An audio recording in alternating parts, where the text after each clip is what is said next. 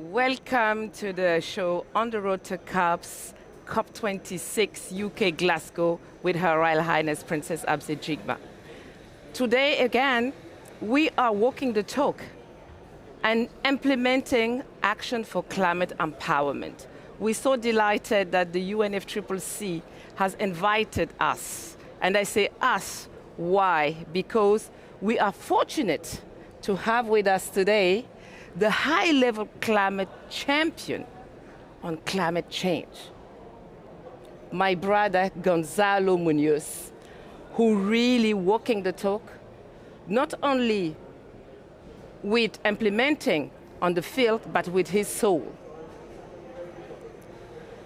He's winning the heart of the people, making them doing things. Gonzalo, I would like to know how can we continue that momentum that people can get out of their seats and humanize the implementation of the Paris Agreement. Because here we're not going to use big words. It's a word that everybody can hear, can understand. We're not on technical words. And without further ado, I would love to hear from our high-level champion that we call Gonzalo. Everybody knows who Gonzalo is. I don't need to introduce him. Gonzalo, what can we take it from there, from Glasgow, and bring it high? Because you already did, you're already doing, and you push us to do. What can we do more? Well, first, thanks so much, Your Highness. It's a real honor to be with you today and have this conversation in probably one of the most important moments, not only for COP26, but to the whole climate process and for humanity.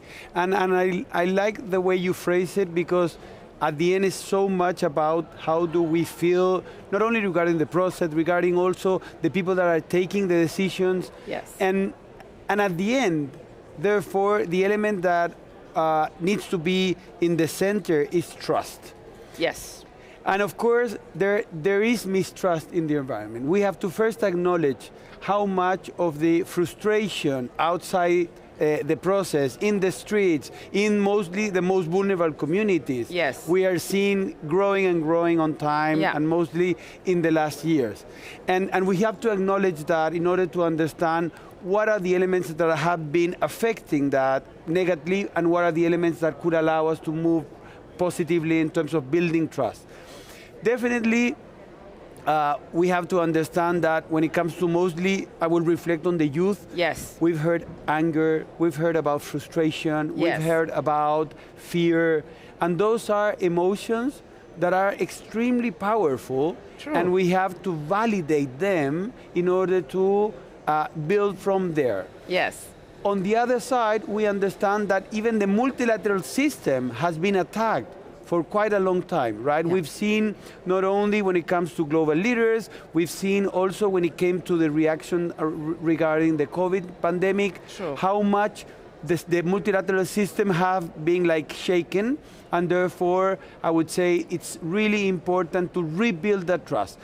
So referring to those three elements, it's extremely important, and there was some important elements coming from the G20 yes, meeting, because we needed to show to the world that there was a relevant capacity from the multilateral system to develop a vaccination plan for the world, mostly again to rebuild the trust on the system. Second, for all of us to have the empathy with the most vulnerable communities and the youth, that we are really taking care of their urgent needs. And third, for this process to be one that is delivering on their promises, meaning the $100 billion, meaning the rule book of the Paris Agreement. Those are, I would say, building blocks that will allow then for us to really connect to the ones that we're serving. That connecting the dots and building trust. Trust is everything. And I think that we need to build, as you said, echoing what you said with the youth. Youth are our strong assets, wherever they are. No matter that they're from the global south, global north, no matter the youth, they are connecting. And they're already showing what to do. For me and you, we know that they are already in the driving seat. We need to give them space. And with what you have done with the Marrakesh partnership, I was listening very carefully your feedback to the parties yesterday, and you saw that we all belong to you to push it further. But I wish also to call here the youth. Don't wait, act. Because the policymakers, they are followers. You have the power. Absolutely. To act. Go and vote. Go to your municipality, get engaged. And I like the word. Yesterday you used several times the word engaging. We need to engage with the private sector, with the youth, with the local policymakers, really narrowing it down. The NDCs to LDCs, local determined actions. And you have locally a lot of expertise. You have a lot of knowledge. Again, echoing your feedback. You bringing local knowledge into the books. Thank you so much for that. Recognizing the value of local expertise. It's not because the countries are tagged, least developed countries or small developing islands, that the minds are not developed. We need really to step out and think out of the box, change the mindset, and that's what you succeed. I might say, you know, you deserve billions times the standing ovation. That we applaud you, all of us. We were really, really, you don't know the impact that every single mother or child in this world, from now, those who are yet to born, what you have done is critical. They will get born climate sensitive. And they will say, what are you doing? You know, fossil fuel or whatever, they will say, what is that? This is your success. And what your success also, it's the working together. With you, the together matters. Winning the heart of the people, making them doing the right thing. With happiness, with joy. Because the reports that we're having, it's just, I might say, additional information that we have to don't make mistakes. And you say to the people as a champion, come on, let's come together and do it. Your success is my success. My success is yours. It's the together as matters. No matter our color, our gender, our religion. What counts is action. At the end of the day, it's about delivery. And I'm so glad that, of course, we have a process that's going on, that today you're ending your mandate, but I know that you will continuing with other actions. As you said, you are committed. It goes beyond. Of course, we will be respecting the mandate, but we look forward really to work with you for the well-being. As you putting human being in the center, you putting happiness in the center. Because at the end of the day, what's make people happy? Where your family, what you do, it matters for them, your kids. And I'm so grateful to your family, to your wife, to your kids, to your parents. Those are the strong pillars. Whatever we do, they are our real fallback. The world, we all, the billion bottom, thank very much your family. I would love to hear from you. What can we do together, my brother? Implementing in regard to South-South cooperation. I would love to do that. We have with the Marmalade Initiative for Sustainable Energy. I know that the small farmers is in your heart. Absolutely. That we're greening up. I would love to hear from you from the perspective of the farmers, my brother. Well, thanks so much, Your Highness. And I think that taking some of your words, let me first mention that if there's anything that I did during these 3 years that was successful, yes, as I said yesterday, yeah, success, if not shared, is a defeat. Yes. It's all about what we have done together. In my case, I had the privilege of serving so many others, and therefore, if I'm capable of continue serving, of course, I will be more than pleased to keep on doing that. The other element that you brought is about the youth, the urgency of them to use every single power they have. Yes. You mentioned vote. You need to vote, and you need to check that your leaders, your political leaders, are really embracing all of these values, are really positioning climate action in the center. The second normal power that all of us have in different capacities is our purchase power. Yes. As long as you can, check what are you buying, because you are capable of delivering impact through that. There's a third power that is growing and growing in the world, is the power of talent. We're seeing young people that have the capability of asking about these topics wherever you use your time and your talent, whether you are already working, whether you're studying, whether you are being offered a job, put this topic in the center. But then there's a fourth power, that is the power of love, the power of relationship, the power of influencing others. Don't underestimate that, because there's so many leaders in the world that are now considering the topic in the center because they had a conversation with a young person that is important for them.